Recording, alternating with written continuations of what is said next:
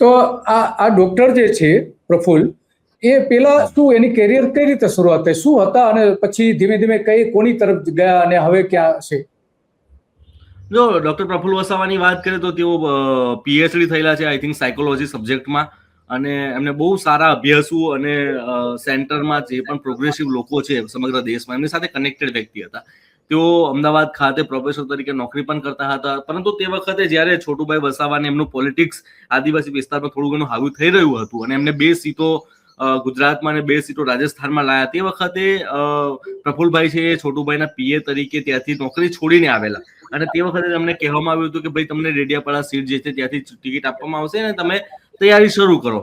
2 વર્ષની તૈયારી પછી પ્રફુલ્લભાઈ વસાવાને એ ટિકિટ ન મળી અને અંતમાં ડેડિયાપાડાથી જે છે એ મહેશભાઈ લડ્યા, મહેશભાઈ એમએલએ બન્યા, અને પ્રફુલ્લભાઈ છે એ ભાગોડિયાથી લડ્યા કે જ્યાં આદિવાસી મત બેંક એટલી કઈ છે નહીં, એના કારણે તેઓ હારી ગયા. જો ડેડિયાપાડાથી લડ્યા હોત તો બધા જીતી ગયા હોત. બરાબર.